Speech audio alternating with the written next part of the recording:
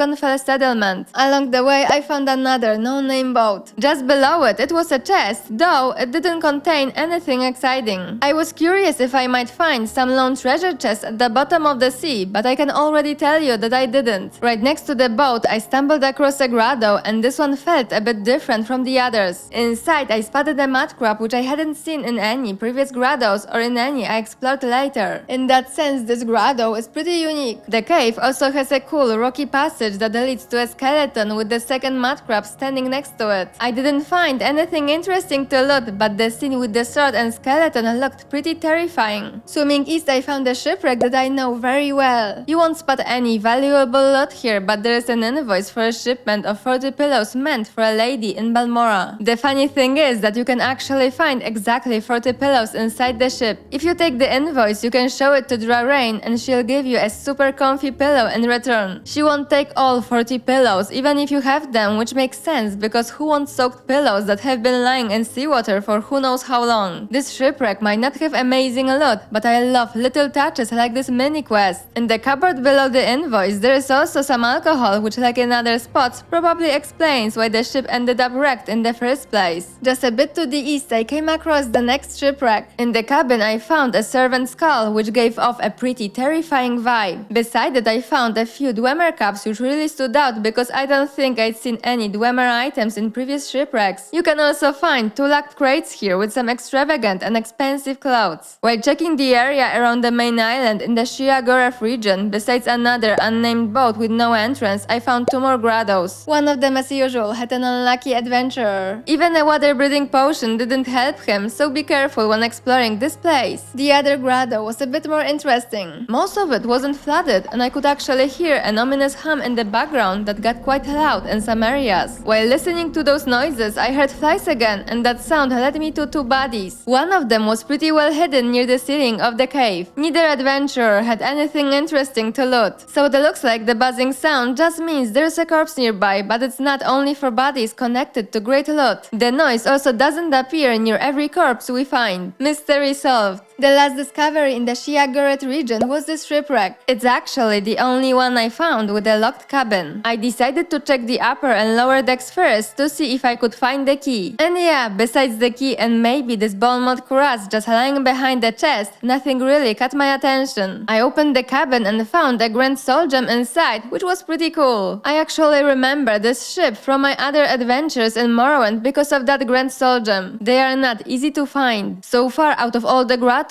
and shipwrecks, this is the only place I've found one. I've stumbled across some great or petty ones elsewhere, but not a grand. Land caves and dungeons definitely have more of them. I finally made it to the Westgash region and found another shipwreck. When I started the journey, I really did not expect to discover so many of them. This one is actually the only shipwreck I found where you cannot check the upper or lower levels. You can just explore the cabin. It probably has the most money I've seen in a single wreck, but honestly, 404 gold is not exactly exciting. By this point, I was feeling a little overwhelmed by all the shipwrecks I had explored. I had almost lost hope of finding anything else inside wrecks besides the Daedric weapon in the Azura's coast region. Swimming west from the previous shipwreck, I found another one that finally rewarded me. The funny thing is, this is actually the last shipwreck I discovered during the challenge. It's probably the deepest shipwreck in the sea and definitely the most guarded. I noticed 2 drakes swimming around. Before that, I mostly encountered slaughterfish and occasionally 1 drake near wrecked ship. This ship has a blocked cabin entrance, so you can only explore the upper and lower levels. Inside, I found a glass cuirass and 2 pairs of glass greaves. Finally, some great treasures. At this point, I decided to check the rest of the coast, swimming south toward the Bitter Coast and along the river near Nisus. Besides finding another unnamed wrecked boat, I came across 3 more locations with underwater entrances. None of them had grotto in their name, probably because they actually have secondary entrances from the land, so they are not fully underwater locations. But let me quickly talk about them. The first spot I found is a cave used by a few smugglers, and in the deeper part, it's called Smuggler's Den. I ran into an enemy there who had a few glass-throwing stars and a glass short blade. The blade is pretty valuable, so we can actually count that as a treasure. Besides that, you'll see mostly the usual loot and a man standing around who doesn't attack you. I'm not sure if he is tied to a quest, like rescuing him. He doesn't say anything interesting, he's just a healer. I discovered the other two locations while checking the river near Nisus. Before I reached them, I noticed a man standing around. I've seen him a few times while playing Morrowind, and I always thought he was just a bugged NPC like those Sith Rider caravanners who sometimes end up in the wrong place. But it turns out he was washing in the river and someone stole his pants. He gives a task to bring them back. I left him with his problem and continued following the river. After a while, I found the next underwater door. This underground stream is actually part of the Nisus mine area, so I decided to explore only this section. I came across a body with an axe nearby, which, judging by the name, probably belonged to someone else, maybe tied to a quest. I also found an athletic scale bug, but other than that, nothing particularly interesting. The last spot I found is actually one I know pretty well and really like. Inside, there is an ogre with a bunch of scams. This cave used to be a place where smugglers experimented on summoned creatures, but things got out of control. The only survivor was a sorcerer who had to eat the broth made from his companions. The cave has a cooking area and a room for the ogre with a throne. It's definitely creepy with all those skeletons attached to the walls. You can help the sorcerer and in return get his head, skirt, or both. You can also choose not to take any reward. And that was the last spot I discovered. I swam south toward the bitter coast but didn't find any more underwater doors or shipwrecks. To be honest, when I decided to take on this challenge, I was expecting to find a few more awesome treasures. But what surprised me is how many locations you can actually discover while exploring the waters of Morrowind. Just look at my map with all the spots I found. Exploring dungeons on Vardenfell and all the small islands around it is definitely more rewarding. Most of the time, the really interesting things show up in every 2 or 3 dungeons. But the more I think about it, the more it makes sense. Bandits, cultists, or other people sometimes live in caves. Not to mention shrines where people worship gods. It's definitely more natural to find cool weapons and armor in places like that. Wrecked ships, on the other hand, probably just contain leftover cargo from ships that were supposed to deliver goods to shops. And underwater caves? It doesn't make sense to make a camp in them even if they're not completely flooded inside. Every time you wanted to leave or come back, you'd have to dive into the water. And as you saw, most of them are empty or just have the body of an adventurer. That actually makes all those places super immersive. While exploring the water, you get the sense that other people were curious just like you, and like them, most of the time you find nothing at all. The difference is that you can reload the game, they can't. That said, I did manage to find a few really valuable items. The most amazing discovery for me was the cave near Ebonheart with the underwater Dwemer ruins. Not only was the loot incredible, but the location itself was so cool. Reading the note from the adventurer who was looking for the vault key really made me feel like a true treasure hunter. How about you? Did you expect to see more interesting items, or are you actually surprised that I found anything at all? And if I missed any intriguing underwater spots, definitely let me know in the comments. Oh, and do you like talking about Elder Scrolls games? If so, feel free to join my Discord server. It's dedicated to chats about Morrowind, other classic games, and daily life. You can find a link in the channel and video descriptions. Hope you enjoyed the video. Until next time, thanks for watching.